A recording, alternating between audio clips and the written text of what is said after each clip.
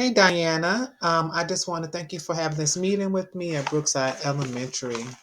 All right, so here at Brookside Elementary, we have had a laser focus on continuous improvement that aligns with our school mission achievement in all areas with the eye towards support, engage, thrive, and reach.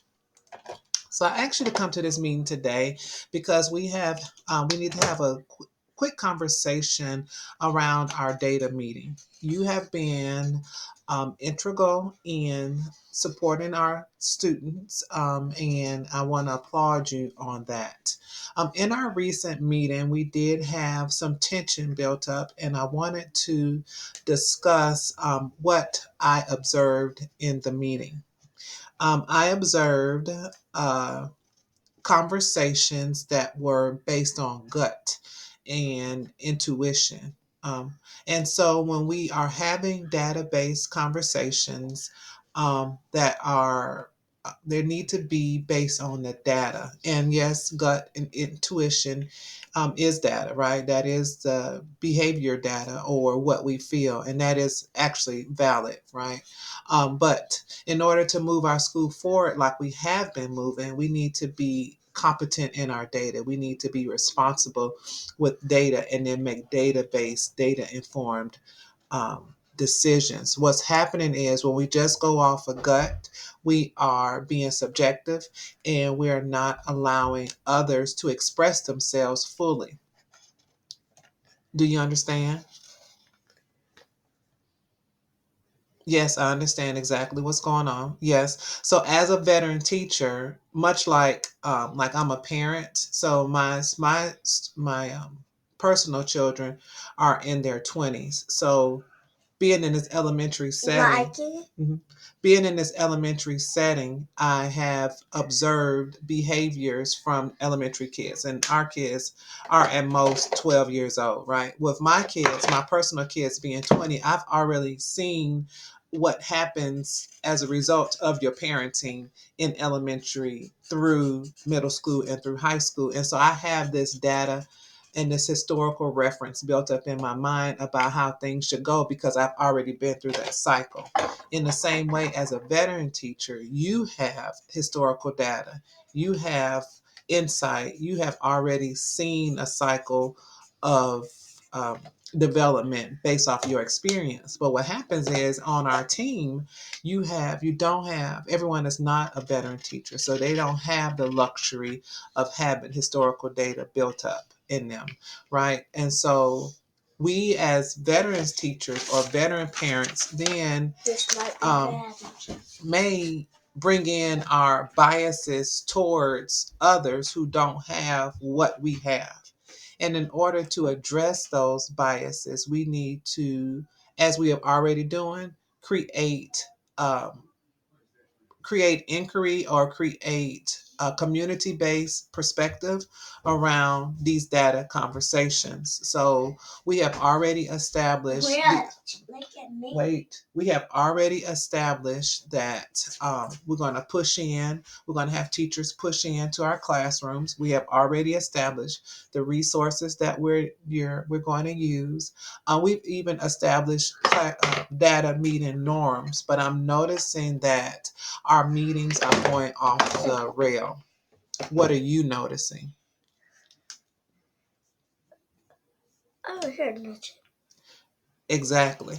Exactly. And so, in order to support you as a veteran teacher, as well as our newer teachers and our push in teachers, I have developed, I want to go over a little bit of data, and have developed a protocol that we're going to establish moving forward so that we can make sure that all voices are heard, that we have community based decisions. We're going to make sure that there's equity in voice, that there is space to inquire, and we're going to ensure that we are all authentic, right? So even in this new space for our newer teachers, they're actually developing their teacher identity. You as a veteran teacher already have a teacher identity, but all of us together, me as the instructional leader, you as a veteran teacher, even our newer teachers, we all have room where we need to be growing and exploring our professional capacities.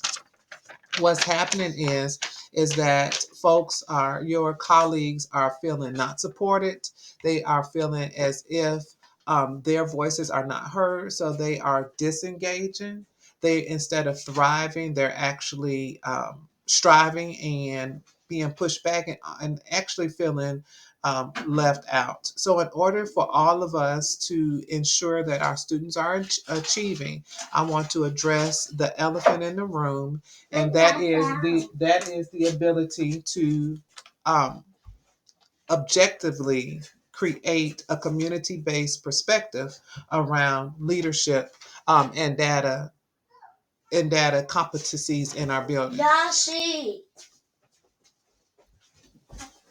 So what we've noticed is, here's a sample data, and I know you were very concerned in our meeting about students not being on grade level and then actually entering on grade level. You were very concerned that students come to us already with extreme deficits, so it's hard to build that up. And so I do notice that in this sixth grade classroom that only 6 students started the school year on grade level, and 4 started 2 grade levels below. Only 1 started 1 grade level. And we do know that we want our students to grow at least a grade level to make adequate yearly progress. This is mid-year data, and we see that students who began the year on grade level in the middle of the school year are actually sliding back. Your concerns are valid, but the tone in which you express your displeasure about this data, we want to ensure that our words, our actions, our facial expressions, those sorts of things are data based,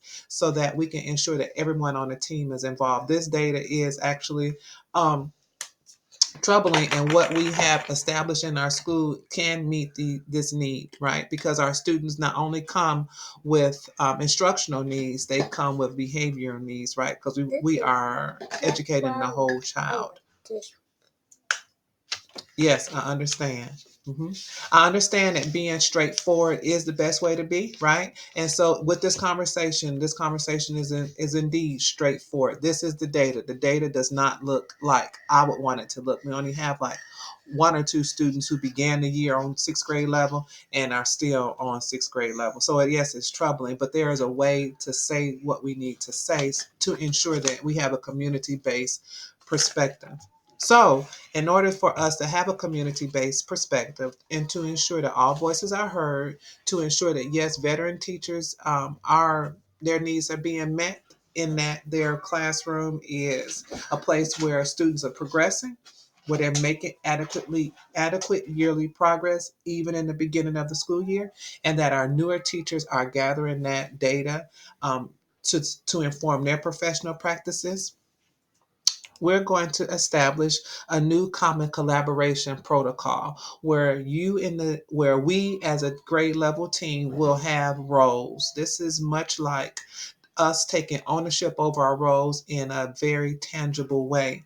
And so, moving forward in our collaboration meetings, we're going to have roles where each one of us will cycle through one of these roles. And in this way, we'll be able to come to the meeting with roles and tasks, so that we can then meet together, so that we won't have to go off the rail and just go on gut feeling, which does have a place, but not. We need to be data informed, like have multiple data points, so that we can adequately meet the needs of our students. So I'm telling you this so that we can ensure that all of our colleagues' needs are met, so that we can create an environment so that every voice is heard.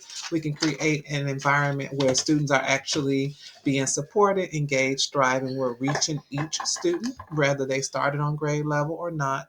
And not only where students are supported, engaged, thriving, and we're reaching them, but where our colleagues are feeling supported, engaged, thriving, and we're reaching. So we're going to establish this protocol to ensure that all voices are heard, so that students can achieve. So moving forward in the future, when we are establishing this common collaboration protocol, this is how we're going to run our meetings to ensure that everyone is on the same page. Do you have any questions? All right, thank you. And if you wanted to use this book, if you wanted to have a resource that I'm drawing off of, here is the book that I am using to draw off this, to use this common collaboration protocol to ensure that all students' needs are being met in our general education classroom. Thank you.